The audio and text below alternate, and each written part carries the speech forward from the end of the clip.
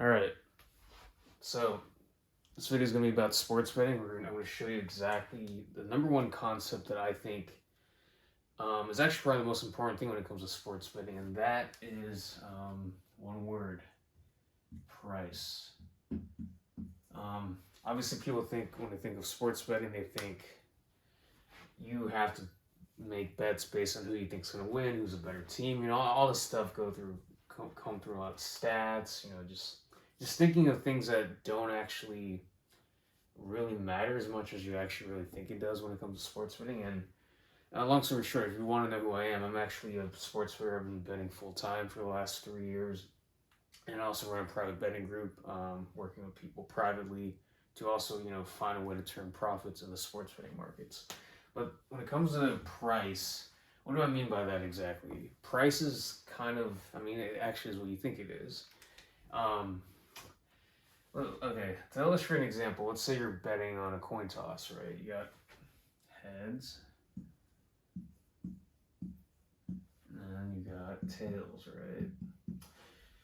The probability, obviously, I think most people know, of either side winning, statistically speaking, is 50%, right? 50-50, go either way. When it comes to sports betting, that translates to an odds payout, like a 1-to-1 payout, like a plus 100. Or obviously with sports betting, you know that there's obviously a house edge, right? Also known as the juice or the vig, and you're typically paying minus 110 as the odds. So, long story short, if you're paying, you're playing minus 110 odds. Let's assume coin toss is basically a typical sports bet, right, against a spread or on a total. So minus 110, you're basically paying, for betting like a flat $100, you're going to win $90.91 on either side. To keep things simple here, you'd be betting $110 and win $100 each time. And the reason why I want to use a coin toss is because price really matters, right? Let's say for this bet, theoretically, this is what it'd be priced at, right? Heads would be minus 110, tails would be minus 110. Now let's move away from heads and tails here. You're betting a coin toss, it's 50-50. Would you make this bet at minus 110, minus 110?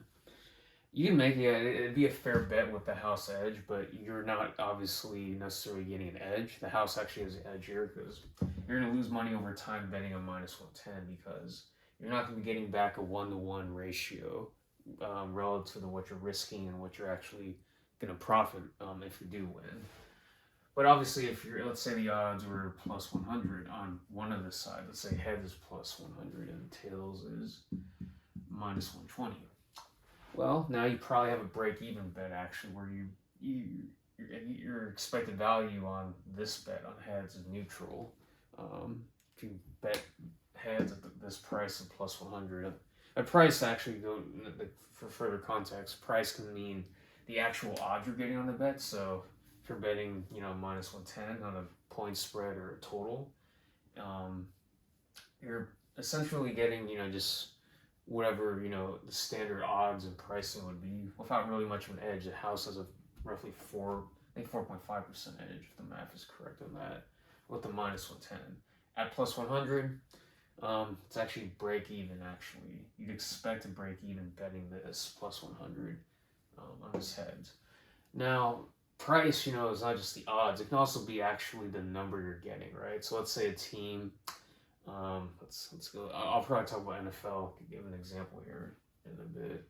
Let's say an NFL team is favored to win by 3 points, and the underdog obviously would be consequentially the underdog by 3 points. So if on that bet, whatever side you like, it doesn't matter. This is actually where I think I was mentioning earlier, where price matters more than actually what you think, your opinion, or your bias, or whether team A is better than team B or not, right? Because if you have team A, I know this is a little bit messy, but bear with me for a second. So you have team A and team B, right? Team A is the favorite, so minus 3 on the point spread, and team B will be plus 3, right? So, obviously, team A has to win by more than 3 points for this bet to win, and team B has to either win the game outright or actually lose by less than 3 points. If it lands on 3, obviously, and they lose by 3, then it's just a push. Or for the sake of simplicity, right? If one team's favored by 3, others, the underdog by 3.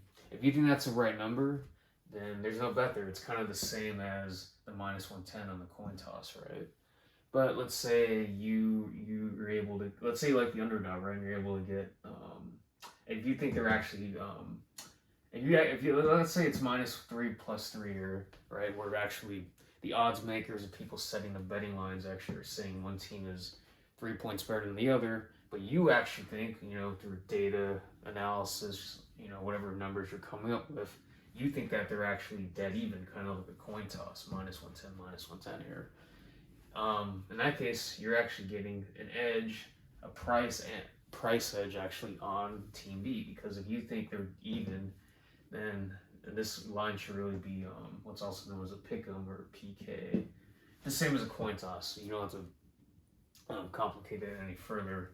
Then there's no edge on Team A because they're favored by 3 points. When if you think the numbers should really be break even, where neither team has the edge, then this actually the edge would be on betting Team B, the underdog, because you're getting a better price than whatever is being offered by sports books and bookmakers. Which when you think about sports betting, you have to look at it as a marketplace, right? It's not really it's not just about picking who's going to win. I mean, that's great. I mean, obviously you can actually bet on who wins the game. That's a money line bet, an underdog or a favorite.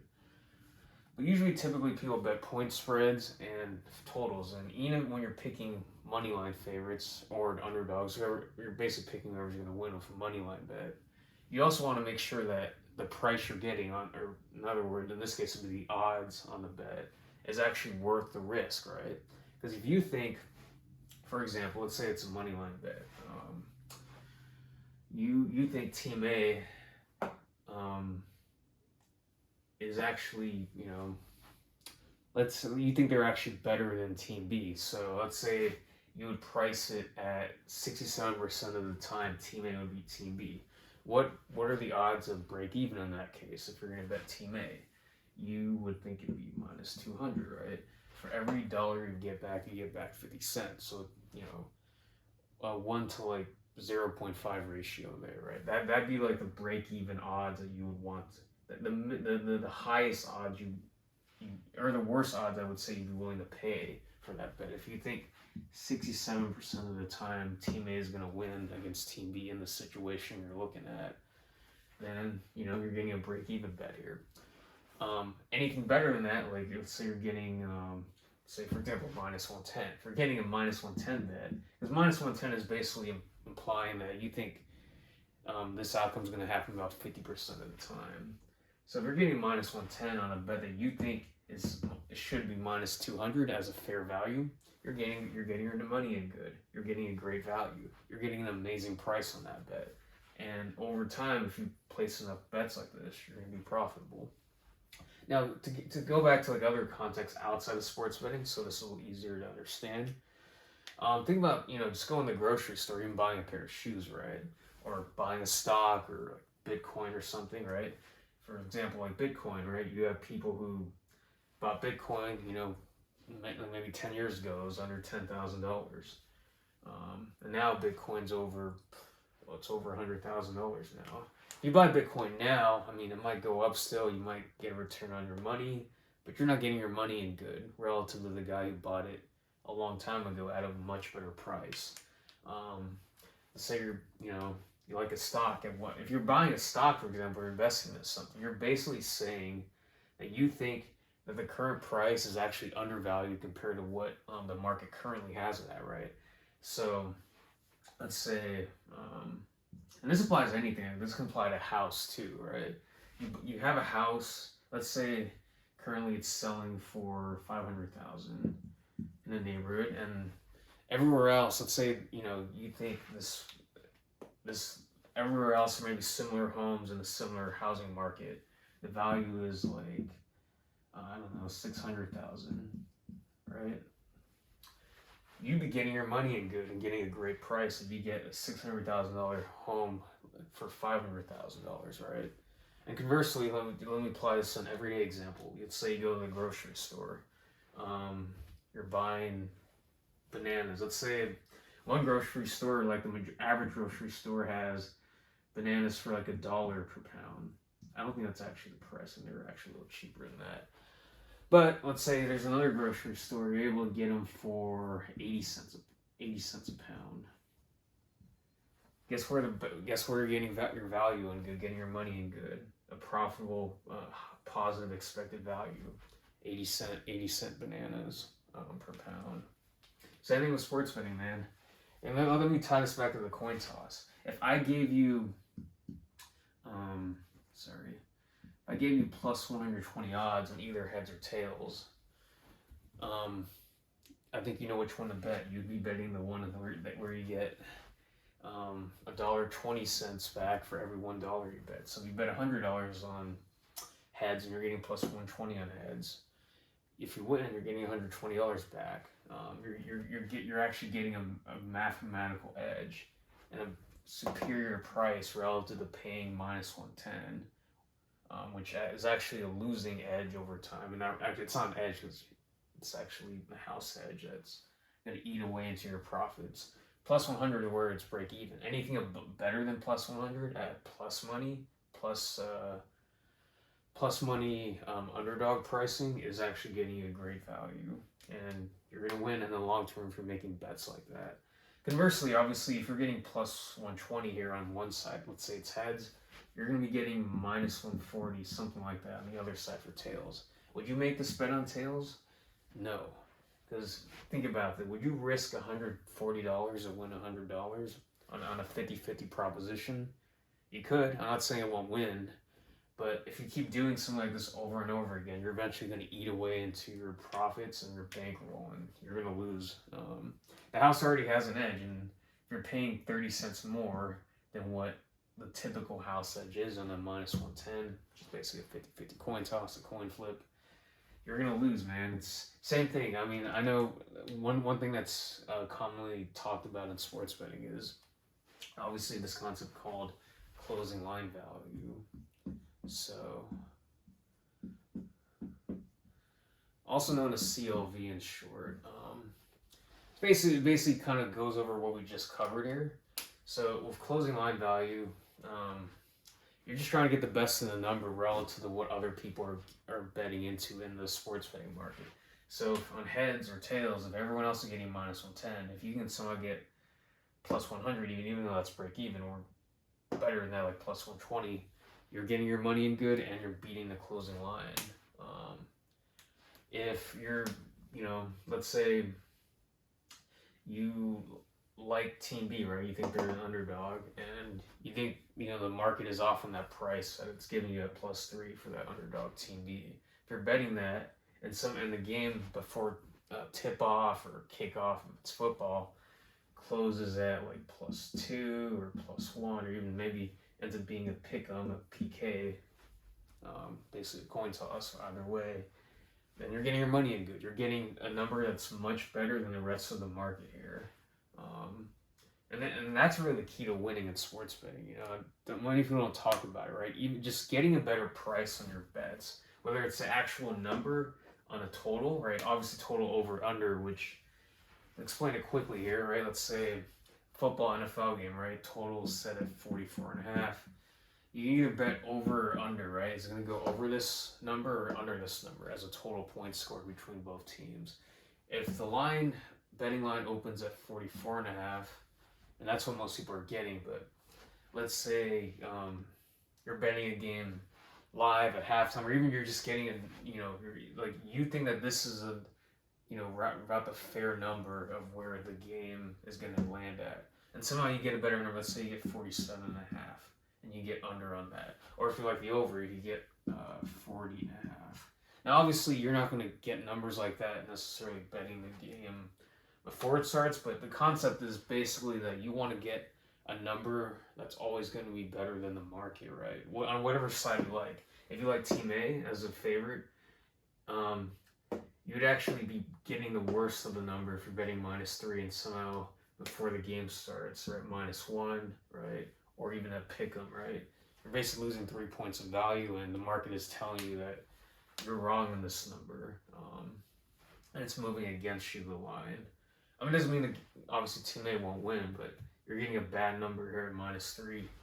The market, which is, the line often moves based on who's betting, right? Typically sharp action, which in short, it's basically professional bettors, or just people who sports books and bookmakers consider to be sharp winning bettors, or have strong information that tells you, a certain number is off or on point, right? And yeah, so think of it, so fundamentally, you just got to think about things in terms of price and numbers. I know it's not necessarily the what people think it is, right? Not necessarily knowing more ball, knowing more knowledge about a sport or a team. It's really just about getting the numbers. You just following this principle is really the key to making money in any sort of market, whether it's the real estate market, even just buying your everyday goods, getting the best price you can get on everything.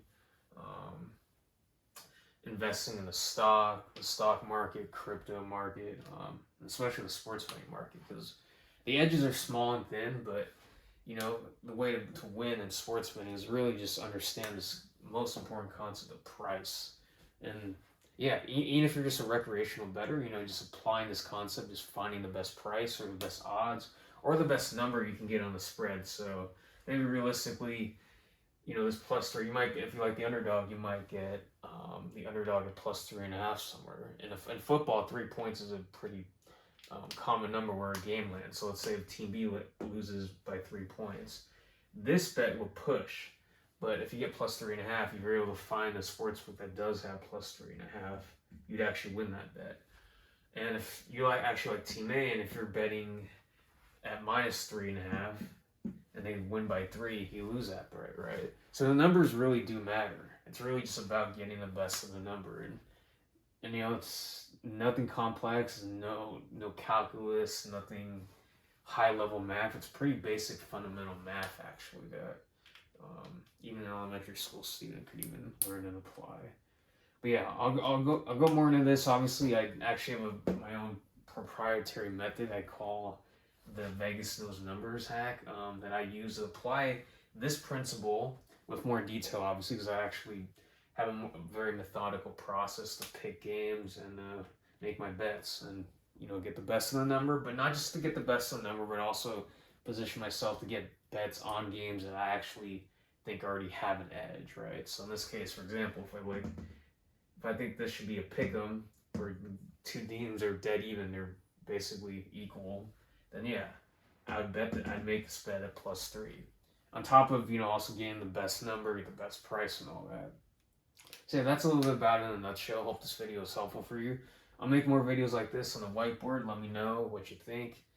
And yeah, I already made it. If you're interested in watching a more detailed breakdown, I believe, I have a video that I made a while back. I haven't been on YouTube for quite a bit, but sorry about that. And you can go ahead and watch that video, and I'll make more videos. Just let me know what you guys think, what you want to watch.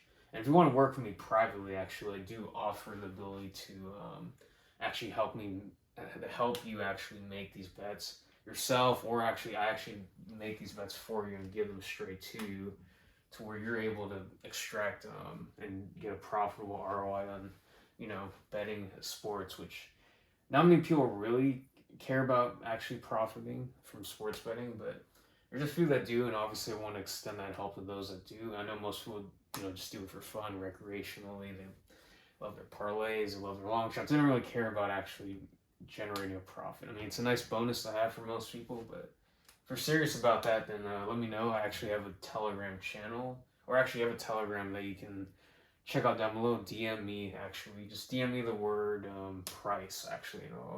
We'll maybe have a conversation, and yeah, hopefully this helps. Let me know if you have any questions. Love to hear your feedback in the comments. And with that said, I will see you in the next video. Peace.